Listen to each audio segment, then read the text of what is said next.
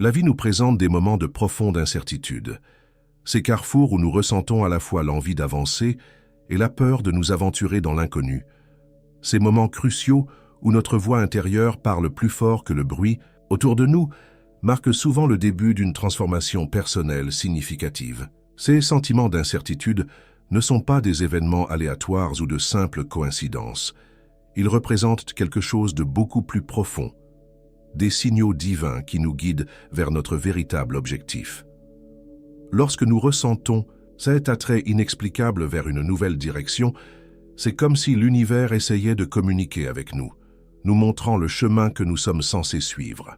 Pensez à ces moments où vous avez eu une intuition qui ne voulait pas disparaître. Ou peut-être avez-vous fait des rêves récurrents qui semblaient porter un message. Peut-être avez-vous remarqué des schémas dans votre vie qui ne cessent de se répéter, presque comme s'ils essayaient de vous dire quelque chose d'important. Que se passe-t-il lorsque nous ignorons ces signaux? Quelles opportunités pourrions-nous manquer? Beaucoup d'entre nous écartent ces sentiments, les attribuant au stress ou à la rumination. Nous continuons nos routines quotidiennes, refoulant cette voix qui murmure le changement. Mais si ces murmures détenaient la clé de notre épanouissement? Et si les ignorer signifiait ignorer l'essence même de ce que nous sommes censés devenir? L'un des psychologues les plus influents du XXe siècle a consacré une grande partie de son travail à la compréhension de ces signaux intérieurs. Il pensait qu'il ne s'agissait pas de pensées ou de sentiments aléatoires, mais de communication significative de notre moi profond, ce qu'il appelait l'inconscient. Selon cette philosophie, prêter attention à ces signaux n'est pas seulement bénéfique, c'est essentiel pour notre développement psychologique et notre croissance spirituelle. Lorsque nous nous détournons de ces coups de pouce divins, nous nous sentons souvent de plus en plus déconnectés, comme si quelque chose de vital manquait à notre vie. Nous pouvons obtenir un succès extérieur, mais nous sentir toujours vides à l'intérieur. Cette déconnexion se produit parce que nous nous sommes éloignés de notre chemin authentique, le voyage que notre âme aspire à entreprendre. Les personnes les plus épanouies de l'histoire sont celles qui ont écouté leur guidance intérieure et ont trouvé le courage de la suivre, même lorsque le chemin n'était pas clair. Elles ont compris que ces moments d'incertitude n'étaient pas des obstacles, mais des invitations à découvrir quelque chose de plus grand en elles-mêmes. Dans l'heure qui vient, nous explorerons comment ces idées peuvent nous aider à reconnaître et à interpréter ces signaux divins et comment les accepter peut mener à une transformation personnelle profonde. Nous découvrirons pourquoi la résistance au changement est naturelle, mais finalement limitative, et comment trouver le courage de s'aventurer dans l'inconnu peut libérer notre véritable potentiel. Êtes-vous prêt à apprendre à écouter la guidance divine qui vous parle déjà? Commençons ce voyage ensemble. Notre esprit inconscient parle un langage qui lui est propre. Il ne communique pas par des phrases logiques ou des messages directs, mais utilise plutôt des symboles, des rêves et des intuitions pour nous guider. Ces communications symboliques font souvent surface lorsque notre esprit conscient rencontre des obstacles ou lorsque nous sommes confrontés à des décisions que notre pensée rationnelle ne peut résoudre seule. Les rêves représentent l'un des canaux les plus puissants par lesquels notre inconscient communique. Ces scènes vives, qui se déroulent pendant notre sommeil, ne sont pas des décharges aléatoires de neurones, mais des messages significatifs qui attendent d'être décodés. Lorsque certains symboles ou scénarios apparaissent de manière répétée dans nos rêves, ils mettent souvent en évidence des problèmes non résolus ou nous orientent vers des solutions que nous n'avons pas encore envisagées pendant nos heures d'éveil. Pourquoi ces messages se présentent-ils sous des formes aussi énigmatiques? Une communication directe ne serait-elle pas plus efficace? La vérité est que l'inconscient opère au-delà des limitations du langage et de la pensée linéaire.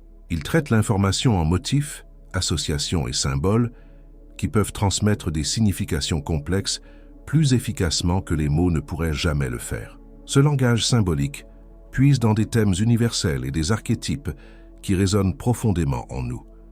L'intuition est un autre messager puissant de notre inconscient. Ces éclairs soudains de perspicacité ou ces intuitions qui surgissent, sans explication logique, recèlent souvent une sagesse profonde. Ces impulsions intuitives peuvent nous orienter vers ou nous éloigner de certaines situations, personnes ou décisions. Combien de fois avez-vous ignoré votre intuition pour le regretter plus tard? Ou l'avez-vous suivi contre tous les conseils?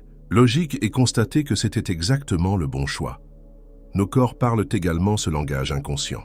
Les sensations physiques comme une oppression dans la poitrine lorsque l'on envisage une offre d'emploi, ou une sensation de légèreté lorsque l'on pense à un éventuel déménagement dans une nouvelle ville, ces réponses corporelles peuvent être l'inconscient qui communique à travers notre forme physique. Apprendre à écouter ces signaux corporels ajoute une autre couche à la compréhension de notre guidance intérieure.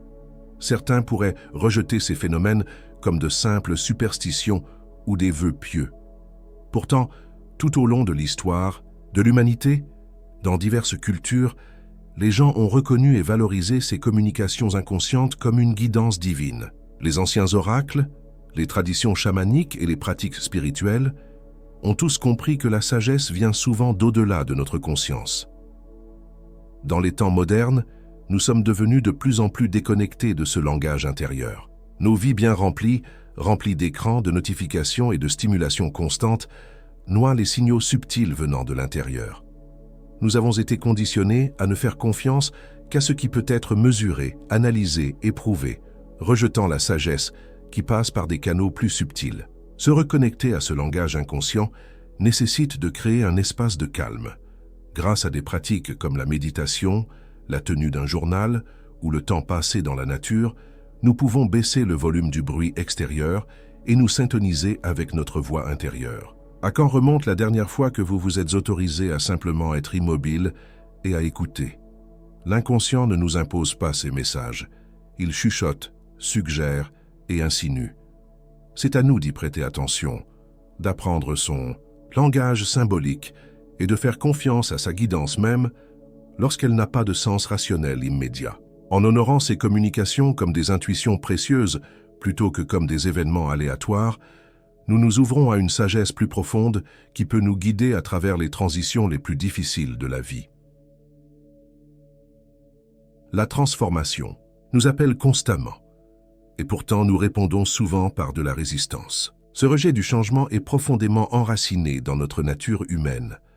Notre esprit recherche naturellement la stabilité et la prévisibilité, créant des zones de confort qui semblent sûres et familières. Même lorsque ces zones de confort ne servent plus notre croissance, nous nous y accrochons parce que l'inconnu représente un danger potentiel pour notre cerveau primitif. Cette résistance prend de nombreuses formes. Parfois, elle apparaît sous forme de procrastination. Nous savons que nous devons changer, mais nous reportons sans cesse le moment de passer à l'action. D'autres fois, elle se manifeste par une rationalisation. Nous créons des excuses qui semblent logiques pour expliquer pourquoi ce n'est pas le bon moment, ou pourquoi le statu quo est en fait préférable.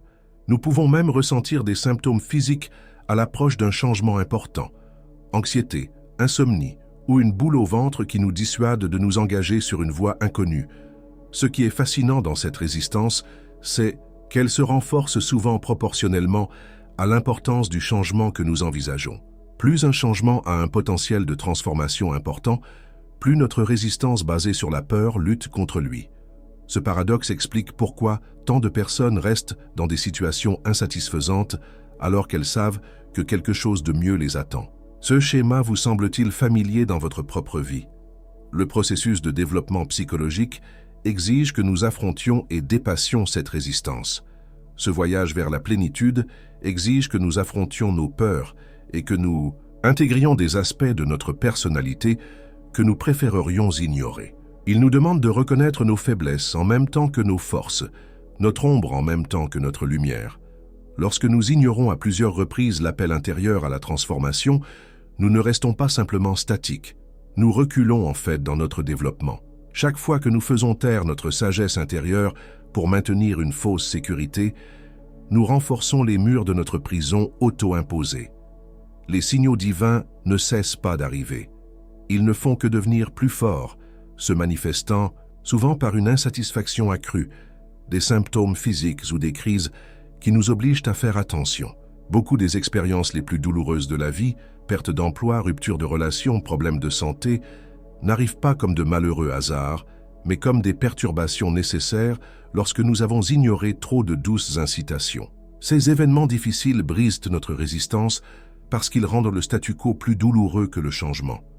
De cette façon, même la souffrance sert le but supérieur de nous ramener à notre chemin authentique. Embrasser la transformation ne signifie pas abandonner imprudemment tout ce qui est familier. Le vrai changement se déroule à travers un dialogue entre la stabilité et la croissance, entre l'honneur de nos fondations et la construction sur celles-ci. L'approche la plus sage consiste à discerner quelles parties de nos vies nous servent encore et lesquelles sont devenues des limitations déguisées en sécurité. Le processus d'individuation, devenir qui nous sommes vraiment, exige du courage avant tout. Non pas l'absence de peur, mais la volonté d'aller de l'avant malgré elle. Ce courage se développe par de petites étapes, par des mini-transformations, qui renforcent notre confiance dans la navigation du changement.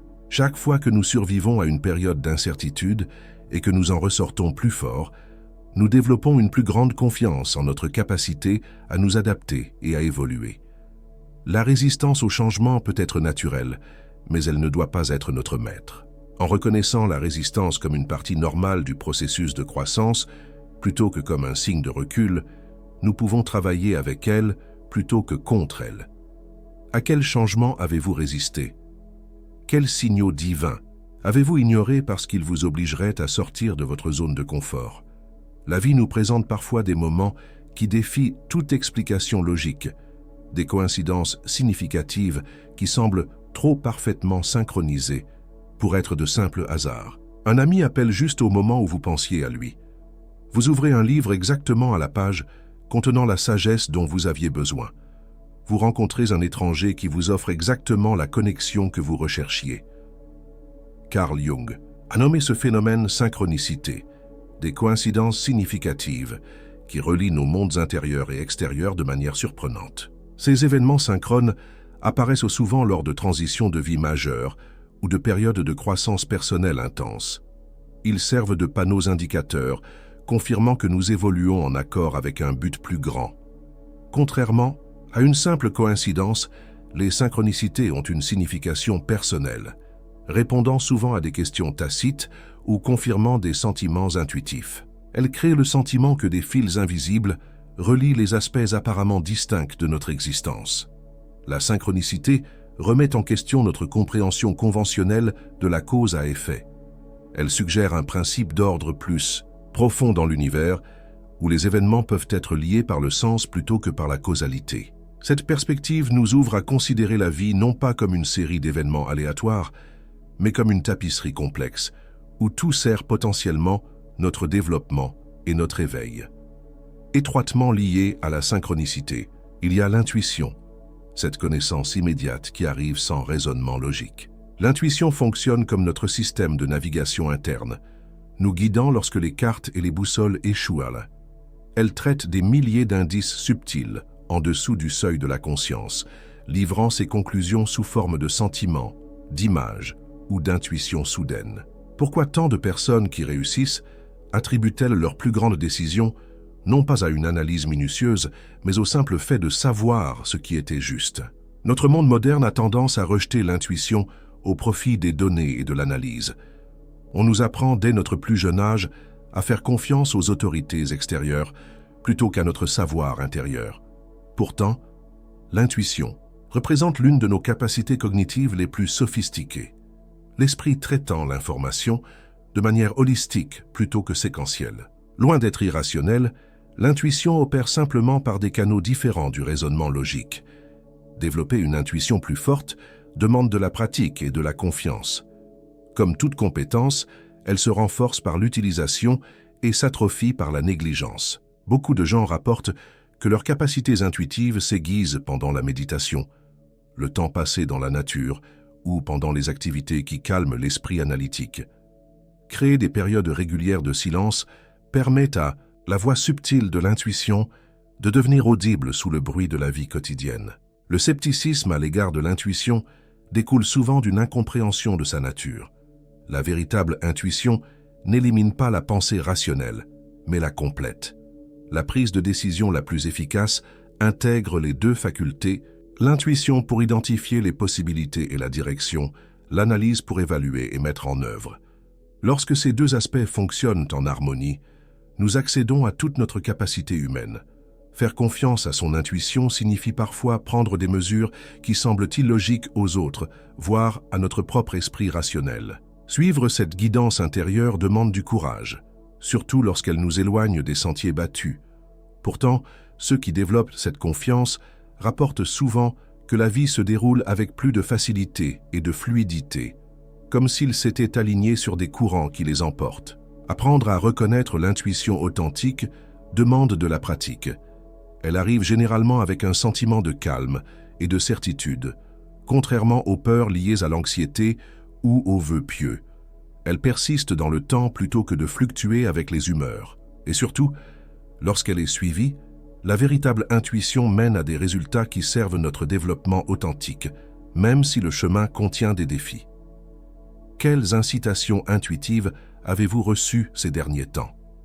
Quels événements synchroniques sont apparus dans votre vie, peut-être rejetés comme de simples coïncidences?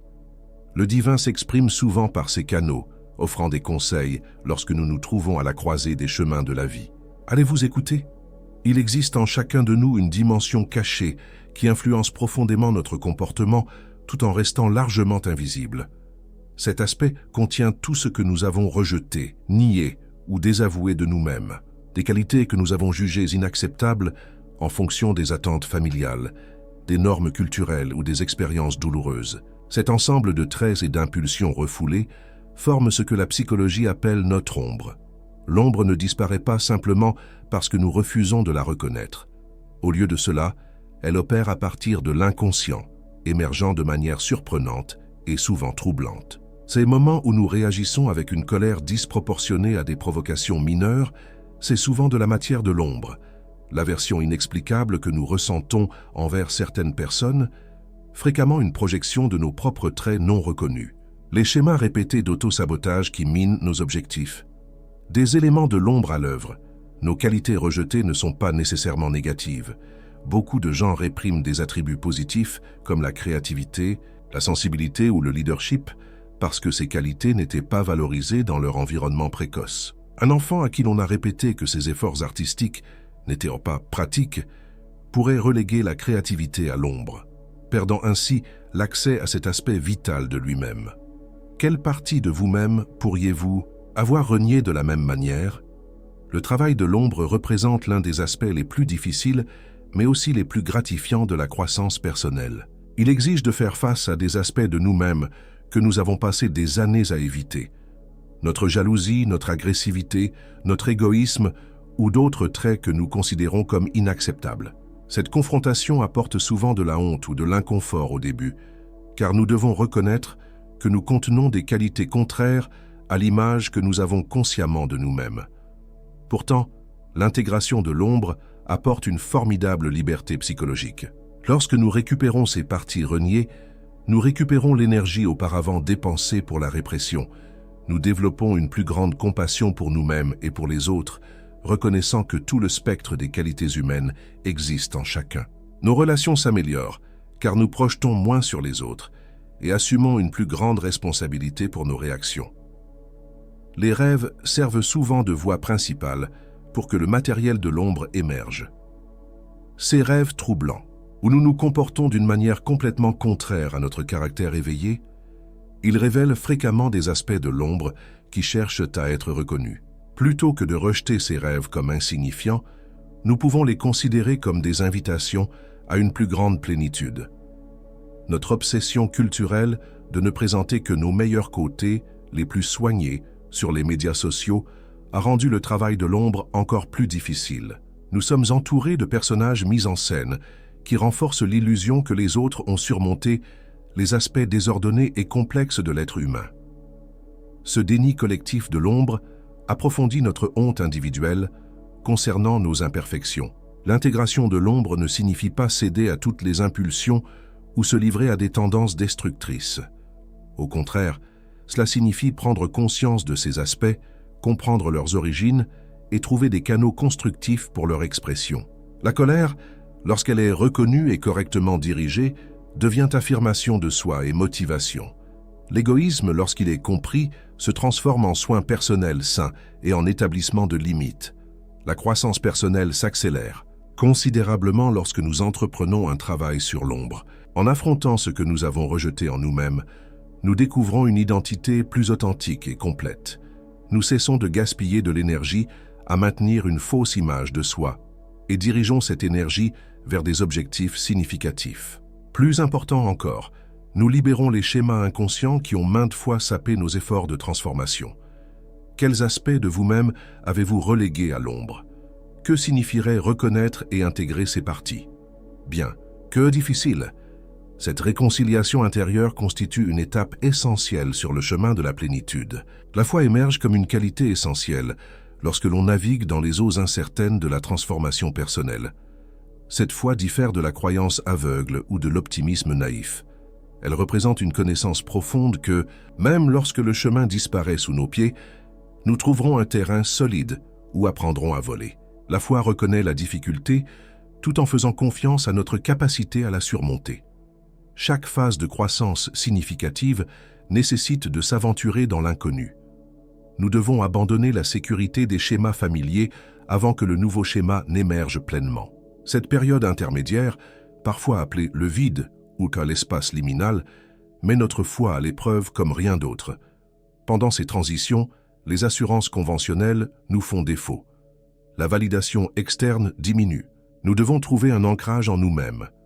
La foi se développe par l'expérience.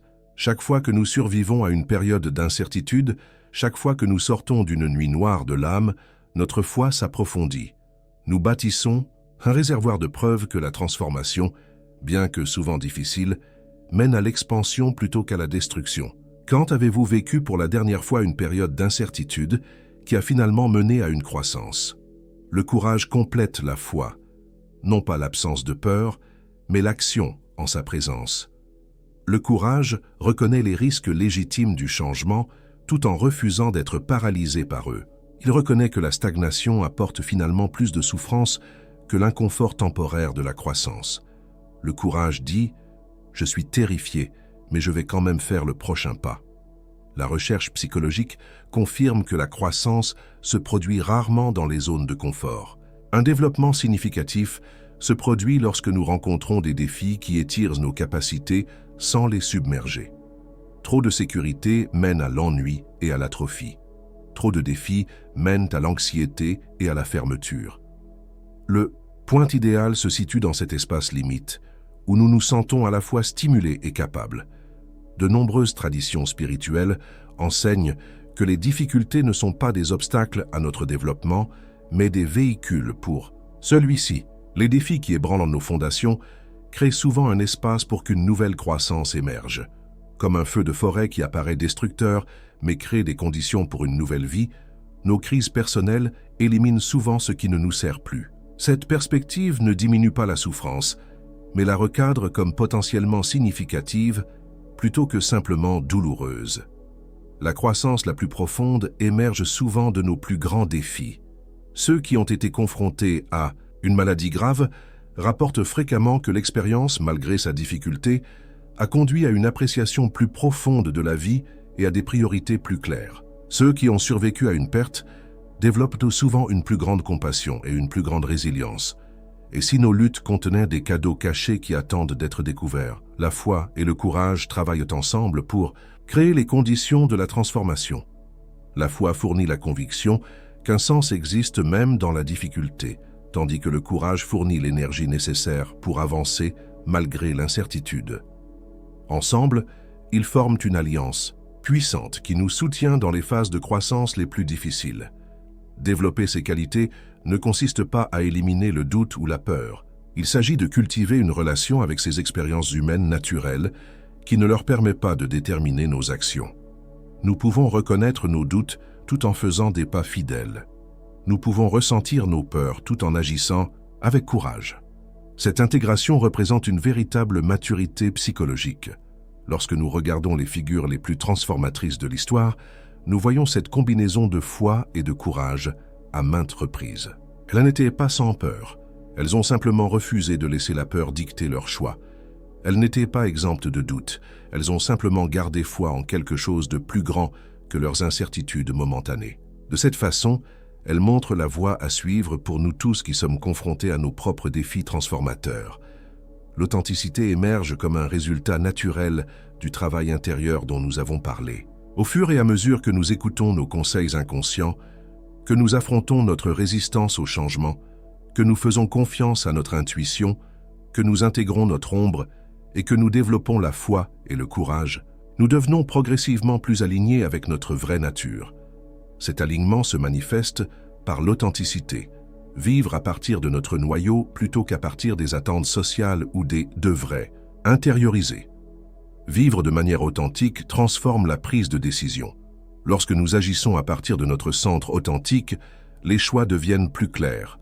Le brouillard mental des exigences sociales conflictuelles se dissipe et nous reconnaissons les chemins qui s'alignent sur nos valeurs et notre objectif les plus profonds. Cette clarté ne signifie pas que les décisions deviennent faciles, mais elles acquièrent un sentiment de justesse, même lorsqu'elles sont difficiles. Les relations se transforment lorsque nous vivons de manière authentique. Nous attirons des connexions qui résonnent avec notre vraie nature, plutôt qu'avec le personnage que nous avons construit. L'énergie auparavant dépensée à maintenir de fausses impressions devient disponible pour une connexion authentique. Nous nous retrouvons entourés de personnes qui nous apprécient pour ce que nous sommes réellement, et non pour ce que nous prétendons être. La vie professionnelle change radicalement grâce à l'authenticité. Beaucoup de gens passent des décennies dans des carrières choisies pour la sécurité, le statut ou l'approbation parentale, plutôt que pour un intérêt véritable. Lorsque nous alignons notre travail sur nos inclinations authentiques, nous accédons à une plus grande créativité, résilience et satisfaction. Même si les circonstances empêchent un changement de carrière immédiat, apporter plus d'authenticité à notre travail actuel peut améliorer considérablement notre expérience. L'authenticité génère une qualité magnétique à laquelle les autres réagissent, souvent inconsciemment. Nous avons tous rencontré des personnes qui rayonnent un sentiment de bien-être dans leur propre peau, qui semblent imperméables à la pression sociale parce qu'elles sont ancrées dans quelque chose de plus profond. Cette qualité attire les autres non pas par la manipulation ou le désir de plaire, mais par l'attrait naturel de la vérité. Les synchronicités dont nous avons parlé précédemment apparaissent plus fréquemment lorsque nous vivons de manière authentique. En nous alignant sur notre vraie nature, nous semblons activer une réponse de soutien de la vie elle-même. Des opportunités se présentent qui correspondent à nos intérêts et capacités authentiques. Des connexions utiles apparaissent juste au bon moment. Des ressources se matérialisent pour soutenir les efforts authentiques. C'est comme si l'univers conspirait pour soutenir ceux qui ont le courage d'être eux-mêmes. La santé physique s'améliore souvent avec l'authenticité. Le stress lié au maintien de faux personnages met notre corps à rude épreuve. Des études montrent que les personnes qui estiment devoir cacher des aspects importants d'elles-mêmes, qu'il s'agisse de valeurs personnelles, d'orientation sexuelle ou d'autres attributs fondamentaux, connaissent des taux plus élevés de maladies liées au stress. L'authenticité permet littéralement à notre corps de se détendre et de fonctionner de manière plus optimale. Plus important encore, l'authenticité nous donne accès à nos dons uniques. Chaque personne possède une combinaison distinctive de talents, de perspectives et de qualités que seule elle peut exprimer de manière précise. Lorsque nous vivons de manière authentique, ces dons émergent naturellement et trouvent leur expression. Nous cessons d'essayer d'exceller dans ce que les autres valorisent et développons plutôt l'excellence dans ce qui compte vraiment pour nous. La transformation personnelle s'étend bien au-delà des avantages individuels. Lorsque nous nous engageons dans ce voyage intérieur, nous créons des répercussions qui affectent tous ceux qui nous entourent. Notre transformation devient un caillou dans l'étang, envoyant des cercles d'influence vers l'extérieur d'une manière que nous ne pourrons peut-être jamais pleinement comprendre. Cet effet d'entraînement se produit parce que les humains apprennent naturellement par l'observation et la modélisation.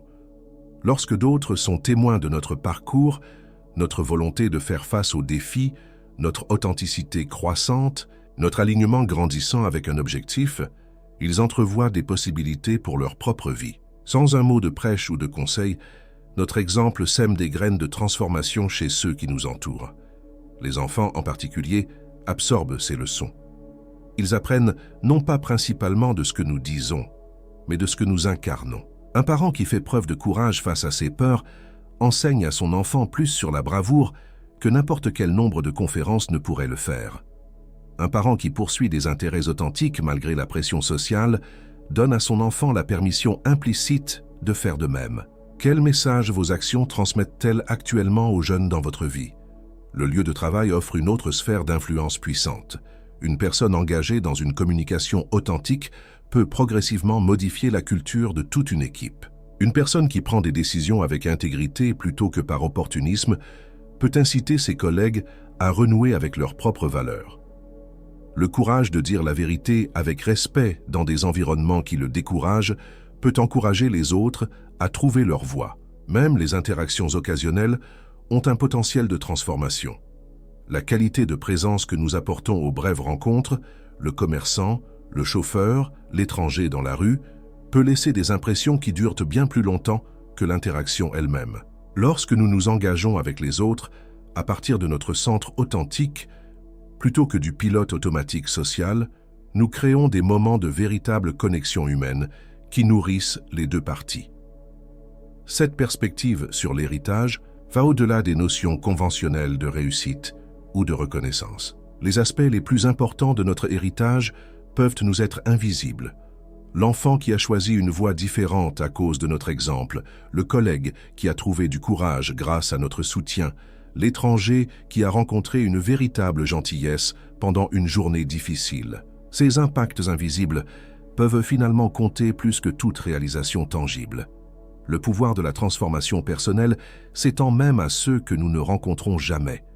En nous changeant nous-mêmes, nous contribuons à changer la conscience collective. Chaque personne qui s'engage dans sa propre guérison et sa propre croissance contribue à faire évoluer la grande histoire humaine. Chaque individu qui choisit l'amour plutôt que la peur, l'authenticité plutôt que le conformisme, le but plutôt que la sécurité, ajoute du poids aux côtés de l'évolution humaine.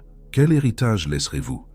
Pas seulement en termes de réalisation ou de possession, mais en termes de qui vous êtes devenu et de la façon dont cette transformation a affecté les autres. Avez-vous eu le courage de suivre votre propre voie? Avez-vous contribué à la guérison plutôt qu'au mal? Avez-vous utilisé votre bref passage sur Terre pour tendre vers une plus grande plénitude, aidant ainsi les autres à faire de même?